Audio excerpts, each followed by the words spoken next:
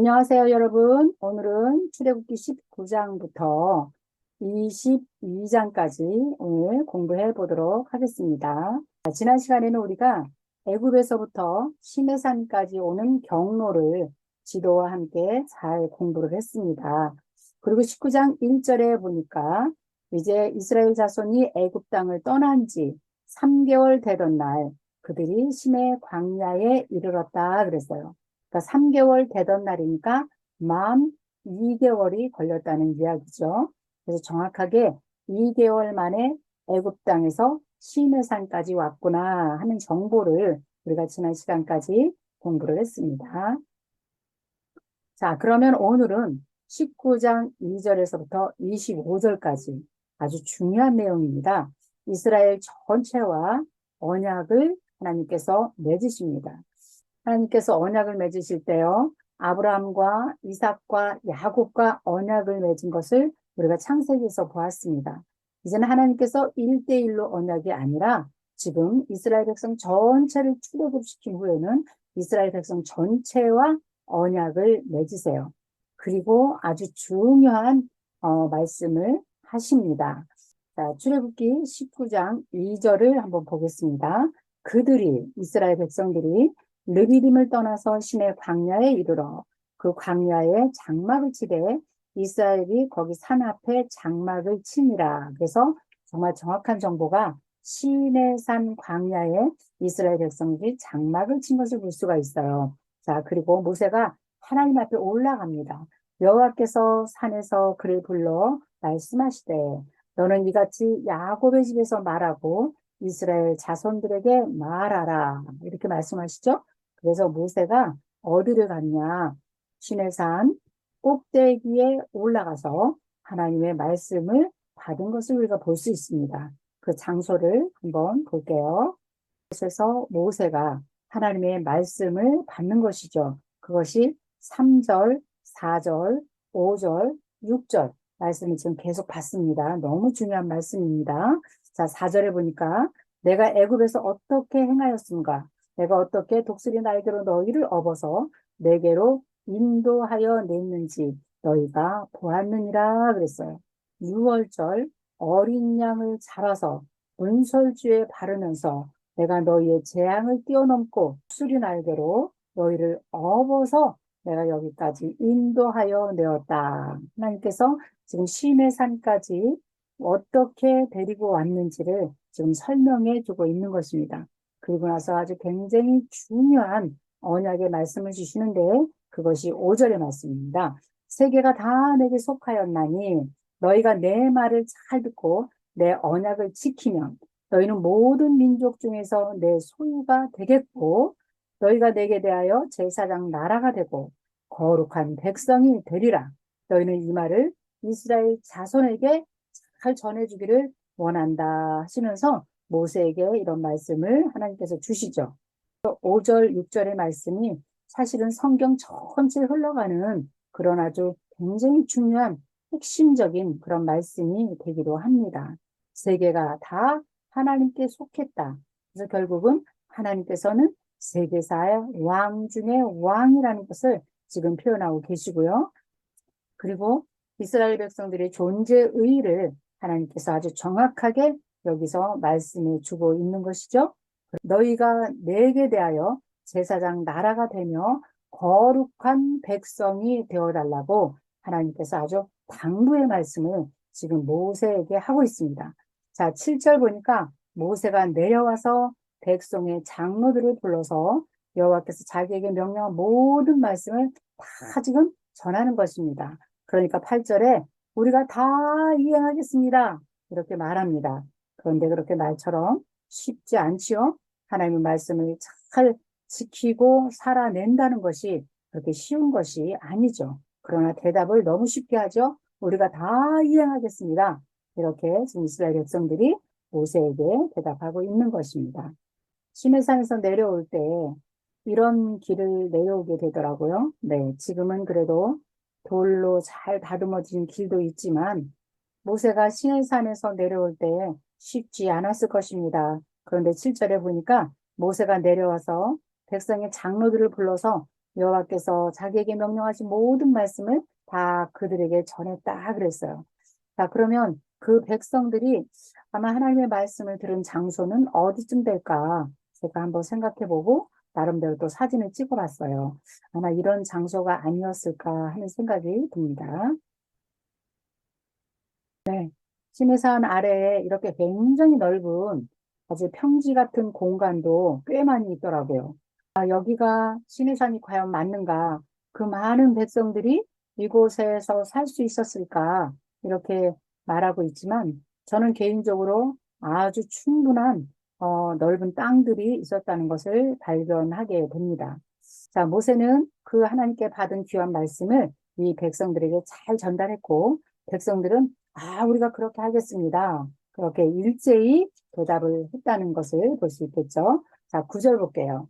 자, 여호와께서 모세에게 이르시되 이제 빽빽한 구름 가운데에서 내게 임한 것은 내가 너와 함께 말하는 것을 백성들이 듣게 하고 또한 너를 영원히 믿게 하려 함이니라. 모세가 백성의 말을 여호와께 아뢰었다 그랬어요.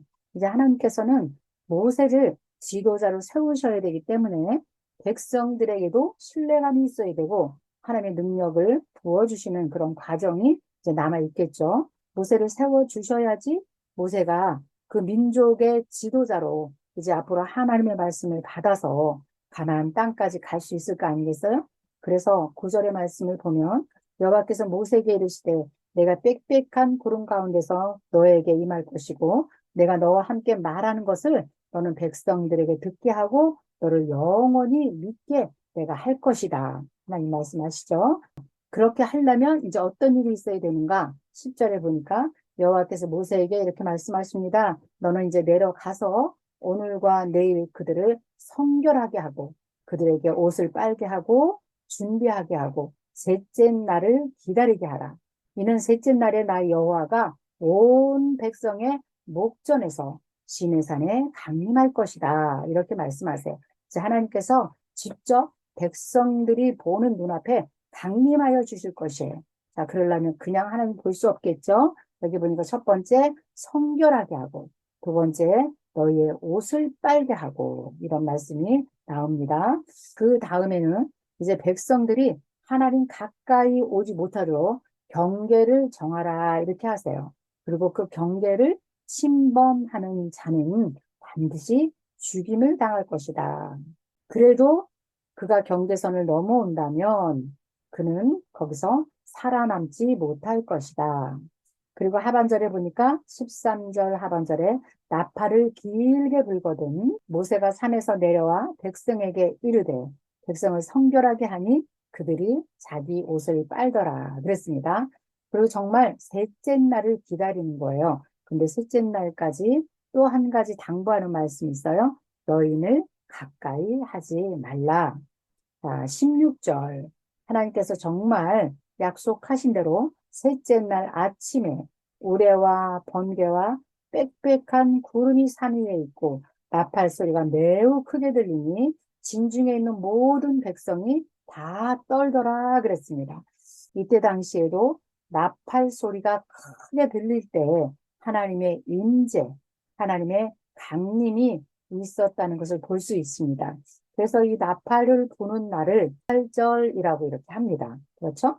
그래서 우리가 지금 이 시대에도 이제 하나님께서 예수께서 강림하실 때 큰 나팔 소리와 함께 주께서 강림하신다고 말씀하셨죠.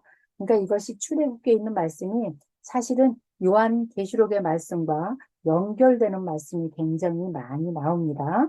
지금은 그것을 다 우리가 다룰 수는 없지만 나팔 소리가 매우 크게 들릴 때 그때 주님께 하나님께서 그 시내산에 강림하시는 것입니다. 17절 모세가 하나님을 맞으려고 백성을 거느리고 진에서 나오매 그들이 다 산 기슭에 서 있었다 그랬어요.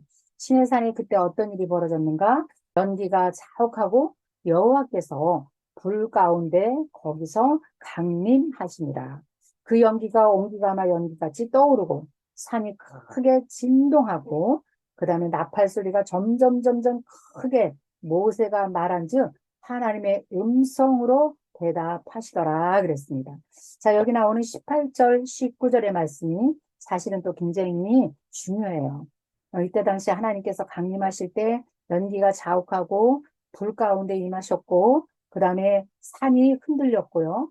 큰 지진과 같이 그 다음에 온 산이 크게 진동을 했다.